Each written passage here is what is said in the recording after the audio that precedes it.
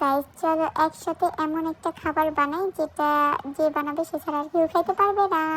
মানে যারা ভালো খাবার বুঝে তারাই খেতে পারবে, আমার মতো আর কি। যাই হোক, এখানে আমরা আটা নিয়েছি, আটার পর ওটার মধ্যে ইস্ট দিয়েছি, তারপরে হচ্ছে একটু ঘি, তারপরে পরিমাণ মতো লবণ, তারপরে মিক্স মিক্স মিক্স, তারপরে গরম পানি অনেক গরম ছিল, আমার হাত পড়ে যাচ্ছিল। যাই হোক, তারপর এটাকে ভালো করে আমি হচ্ছে যে এটা ডো বানিয়ে নিলাম। তারপর এটাকে আমি ঢেকে রেখে দিব। আর তারপর এখন তো তোমরা বুঝেই যাচ্ছ আমি পিৎজা বানাচ্ছিলাম। তো এখানে আমি সসেস, মাংস, চিজ, গাজর, মানে যা যা আমার বাসায় ছিল আর তোমরা প্লিজ ভিডিওতে দেখে নাও। টপিংস এর জন্য আমি যা যা নিয়েছিলাম তা হাফ আমি মাংসের সাথে মিশিয়ে তারপর এটা ভেজে নিচ্ছি। তারপর আমার এই ডোটা ডাবল হয়ে গেছে, আমি পরে দেখি। তারপর যেভাবে দেখছো হাতের সাহায্যে এটা জাস্ট আমি ছড়িয়ে দিচ্ছিলাম।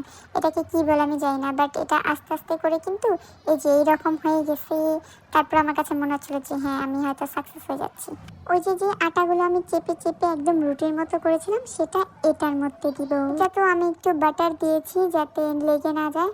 তারপর হচ্ছে যে আমি চেপে চেপে রুটিটা এটার মধ্যে দিয়ে, তার আমি ভুলে গেছি যে কাঁটা চামচ দিয়ে এটা একটু কাটাকাটি করতে হবে আর কি, নয়তো ফুলে যাবে, নান রুটির মতো আর কি। তার আমি এই পাত্রের মধ্যে রেখে এটাকে ঢেকে দিলাম। ঢেকে দেওয়ার পর আমি দেখি এটা পুড়ে গেছে, মানে পুড়ে তো যায়নি, একটু ব্রাউনি ব্রাউনি হয়ে গেছে, কিন্তু কোনো ব্যাপার না। তারপর তো এটা দিয়ে আজকে আমাদের কাজ চালাতে হবে। তারপর আমার ভেজে রাখা মাংস এটার মধ্যে দিয়ে দিলাম, তারপর চিজ দিয়ে দিলাম একটু বেশি বেশি করে। তারপর হচ্ছে যে আমি দিলাম ভুট্টা, দিয়ে দিয়েছিলাম ভুট্টা। তারপরে সসেসগুলো খুব সুন্দর করে সাজিয়ে গুজিয়ে দিচ্ছিলাম।